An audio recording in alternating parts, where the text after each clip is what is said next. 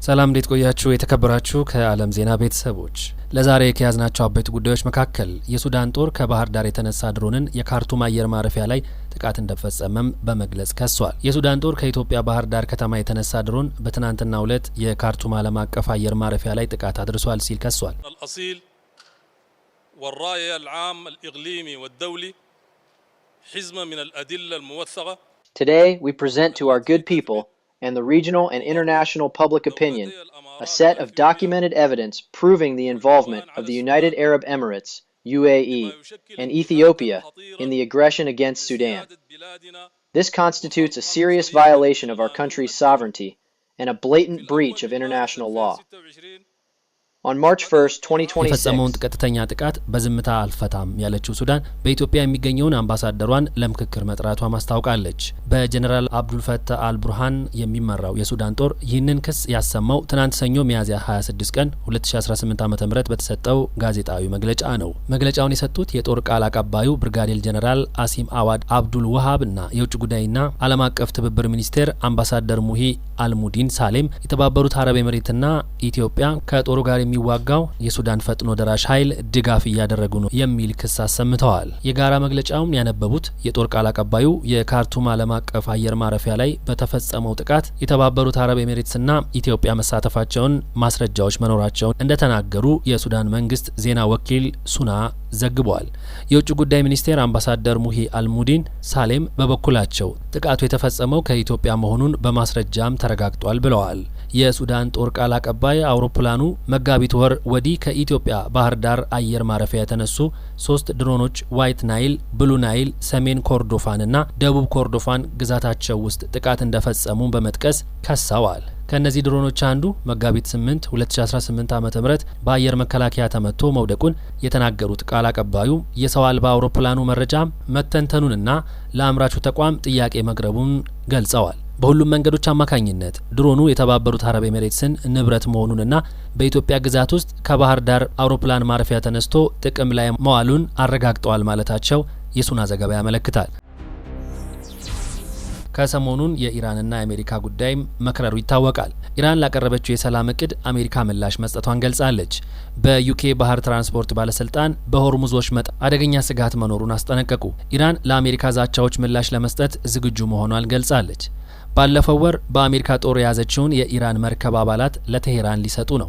የኢራን ጦር አሜሪካ ወደ ሆርሙዝ ወሽመጥ የምትገባ ከሆነ ጥቃት እንደሚፈጽም አስጠንቅቋል። 20 ሺህ የመርከብ ሰራተኞችና 2000 መርከቦች መንቀሳቀሻ አጥተው በዚህ ሰዓት ቆመዋል። የትራምፕን ፕሮጀክት ፍሪደም ለመደገፍ 15000 ወታደሮችና 100 የጦር አውሮፕላኖች ይሳተፋሉ። ትራምፕ አሜሪካ በሆርሙዝ ወሽመጥ የቆሙ መርከቦችን እየመራች ልታስወጣ መሆኑን ተናግረዋል። ኢራን ላቀረበችው የሰላም እቅድ አሜሪካ ደግሞ ምላሽ መስጠቷም ገልጻለች። ኢራን በመካከለኛው ምስራቅ ሀገራት ላይ ስትፈጽም ለቆየችው ጥቃት ዋነኛ ኢላማ የሆነው የተባበሩት አረብ ኤሚሬትስ ፉጃይራን የተባለው ዋነኛ የነዳጅ ማምረቻ ኢንዱስትሪ ዞን በቴሄራን መመታቱን አስታውቃለች። በአሜሪካንና በኢራን መካከል ላለፉት ሳምንታት የተኩስ አቁም ከተደረሰ በኋላ የተፈጸመው ጥቃት አደራዳሪዋ ፓኪስታንን ጨምሮ በርካታ ሀገራትንና የአረብ ሊግ አውግዘውታል። ከዚህ ቀደምም ጥቃት የተፈጸመበት ፉጃይራ የተባለው የነዳጅ ምርት ማዕከል የጥቃት ኢላማ እንደሆነ ያደረገው ምክንያት ምንድን ነው? ስለ ዞኑ ምን የሚታወቅ ነገር አለ? ፉጅራን የነዳጅ ኢንዱስትሪ ዞን በኤሚሬትስ ምስራቃዊ የባህር ዳርቻ ከወሳኙ የባህር መተላለፊያ ሆርሙዝ በስተደቡብ ይገኛል። ዞኑ ከህንድ ውቅያኖስ ጋር በቀጥታ የሚገናኝ ቦታ ላይ ነው። ፉጅራ በመካከለኛው ምስራቅ የሚገኙ ግዙፍ የነዳጅ ማከማቻ ማዕከል መካከል አንዱ ነው። በዚህም ወደ 70 ሚሊዮን በርሜል የሚደርስ ነዳጅ ማከማቸት የሚችል አቅም አለው። የማከማቻው ነዳጅ የመያዝ አቅም በአጠቃላይ በዓለም ዙሪያ በአንድ ቀን ውስጥ ጥቅም ላይ የሚውለውን የነዳጅ ውስጥ 3/4ኛውን ያህል ያከማቻል። ይህም ማለት ዓለማችን በቀን 100 ሚሊዮን በርሜል በላይ የምትጠቀም ሲሆን ፉጅራን ላይ የሚከማቸው ደግሞ 70 ሚሊዮን በርሜል የሚሆን ነው። ምንም እንኳን በጦርነቱ የተነሳ የሆርሙዝ ወሽመጥ ቢዘጋም በአቡዳዊ የነዳጅ ማውጫዎች የሚነሳው ድፍድፍ ነዳጅ የተወሰነው በቧንቧ አማካኝነት በፉጅራ በኩል በመርከቦች በኩል ወደ ዓለም ገበያ እየቀረበ ይገኛል። እስራኤል በሊባኖስ 17 ሰዎችን በገደለችበት ማግስት ነዋሪዎች ለቀው እንዲወጡ ትዕዛዝ አወጣች። በሊባኖስ ተኩስ አቁም ከተጀመረ ወዲህ ከፍተኛ ሞት ከታየባቸው ቀናት አንዱ በሆነው በትናንትናው ዕለት እስራኤል በፈጸመችው ጥቃት 17 ሰዎች መገደላቸውን የሀገሪቱ ጤና ሚኒስቴር አስታውቋል።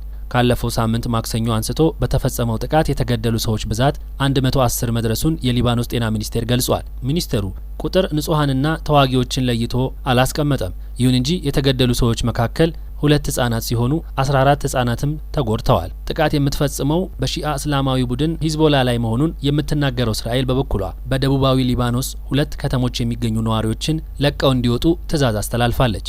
የእስራኤል ጦር ሂዝቦላ በሚፈጽመው ተኩስ አቁም ስምምነት ጥሰት ምክንያት በቡድኑ ላይ በኃይል ለመንቀሳቀስ መገደዱን ገልጿል። የእስራኤል ጦር ይህንን ትዕዛዝ ከማስተላለፉ አስቀድሞ በኢራን የሚደገፈውን ሂዝቦላ በደቡባዊ ሊባኖስ የሚገኙ የእስራኤል ወታደሮች ላይ ጥቃት ፈጽሟል የሚል ክስ አሰምቶ ነበር። ሂዝቦላ ስለ ክሱም አስተያየት አልሰጠም። ባለፈው አንድ ሳምንት ውስጥ 17 ወታደሮች እንደተገደሉባት የምትናገረው እስራኤል ሂዝቦላ በመቶዎች የሚቆጠሩ ሮኬቶችና ድሮኖችን እንዳስወነጨፈ በመጥቀስ ትከሳለች። ሂዝቦላ እስራኤልና ሊባኖስ የደረሱበትም ተኩስ አቁም ስምምነት ፈራሚ አካል አይደለም። እስራኤል ለስምምነቱ የምትገዛ ከሆነ ግን ተኩስ አቁሙን እንደሚቀበል ጠቁሞ ነበር። የእስራኤል ጦር በስምምነቱ መሰረት የታቀዱ አይቀሬ ወይም ቀጣይ ጥቃቶችን ለመፈጸም እንደተፈቀደለት ይናገራል። የሊባኖስ ባለስልጣናት ስምምነቱ በዚህ መልኩ መተርጎሙን የሚቃወሙ ሲሆን እስራኤል በተደጋጋሚ የተኩስ አቁም ጥሰቶችን ጥሳለች የሚል ክስ ያቀርባሉ። ፈጣንና ትኩስ መረጃዎች በጊዜ እንዲደርሶት ሳብስክራይብ በማድረግ ቤተሰብ ይሁኑ። ከኛ ጋር ስለሆኑ ከልብ እናመሰግናለን። ሰላም ለሀገራችን፣ ሰላም ለኢትዮጵያ።